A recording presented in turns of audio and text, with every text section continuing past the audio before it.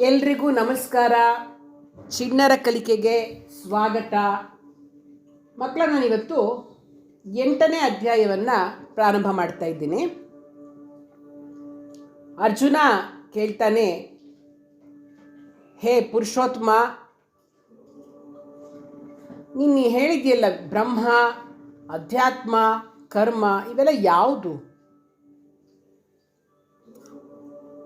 ಆಮೇಲೆ ಅಧಿಭೂತ ಅಂತ ಹೇಳಿದೆ ಹಿಂದಿನ ಶ್ಲೋಕದಲ್ಲಿ, ಆದಿದೈವ ಅಂತ ಹೇಳಿದೆ, ಅಧಿಯಜ್ಞ ಅಂತ ಹೇಳಿದೆ. ಅವೆಲ್ಲ ಏನು?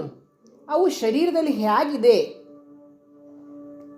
ಸರಿ, ನೀ ಹೇಳಿದೆ ಅಂತ್ಯಕಾಲದಲ್ಲಿ ನನ್ನನ್ನು ಸ್ಮರಿಸಿದ್ರೆ ನಾ ಸಿಗ್ತೀನಿ ಅಂತ. ಅದು ಹೇಗೆ ತಿಳ್ಕೊಳ್ಳೋದು ಹೇಗೆ ಅಂತೆಲ್ಲ ಕೇಳಿದಾಗ ಕೃಷ್ಣ ಹೇಳ್ತಾನೆ,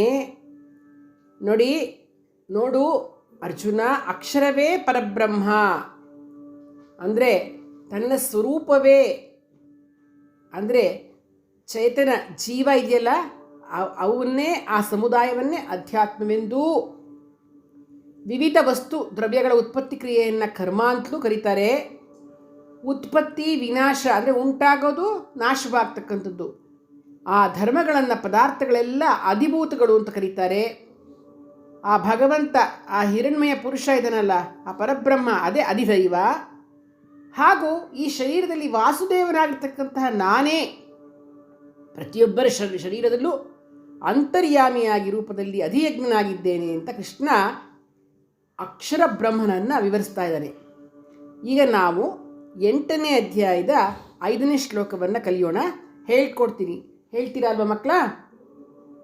ಅಂತಃಕಾಲೇ ಚ ಮಾಮೇವ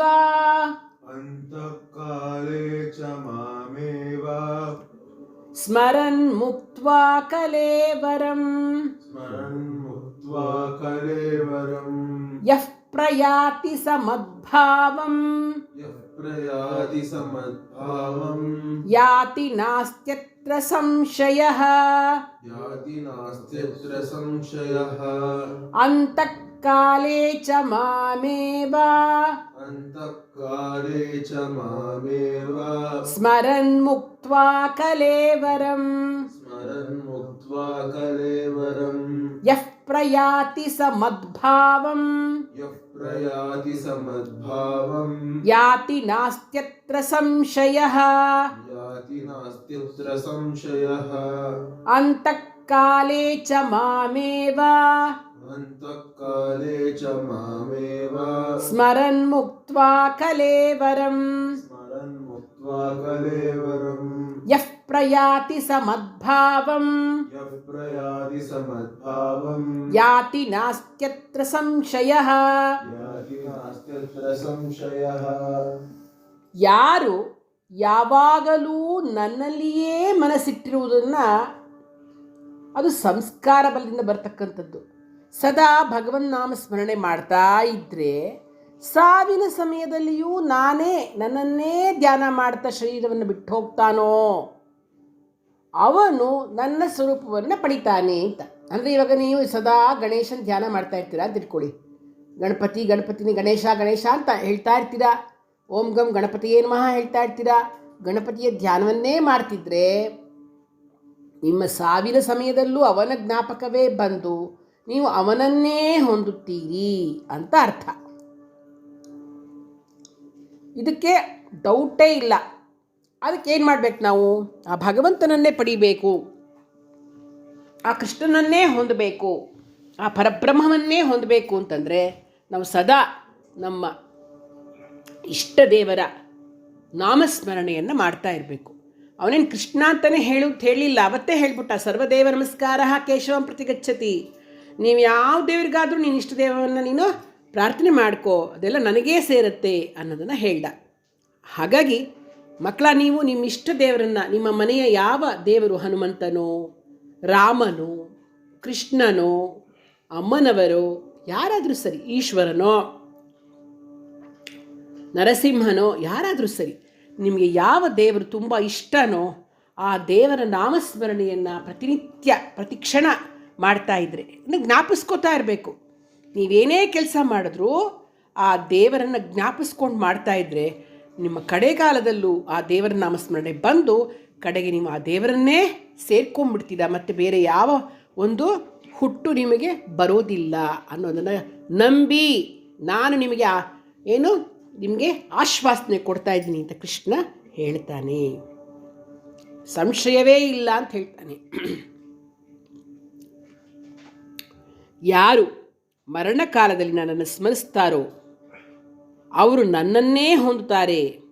ಏಕೆಂದರೆ ಸಾವು ಅನ್ನೋದು ಹೇಳಿ ಕೇಳಿ ಬರಲ್ಲ, ಯಾವಾಗ ಬರುತ್ತೆ ಅಂತಲೂ ಯಾರಿಗೂ ಗೊತ್ತಿರಲ್ಲ. ಈಗ ಏನಾದ್ರು ಗೊತ್ತುಬಿಟ್ಟಿದ್ರೆ ಅಲ್ಲಿವರೆಗೂ ಸುಮ್ಮನೆ ಇದ್ದು ಕಡೇನಲ್ಲಿ ಭಗವಂತನ ಧ್ಯಾನ ಮಾಡಿಬಿಡ್ಬೋದು, ಹೇಗಿರು ಹೋಗ್ಬಿಡ್ತೀನಿ ದೇವರೇ ನಿನ್ನ ಸೇರ್ಕೊಂಬಿಡ್ಬೇಕು ಅಂತ. ಅದಾಗಲ್ವಲ್ಲ, ನಮಗೆ ಗೊತ್ತಿರಲ್ವಲ್ಲ ಯಾವಾಗ ಬರುತ್ತೆ ಅಂತ ಗೊತ್ತಾಗಲ್ವಲ್ಲ.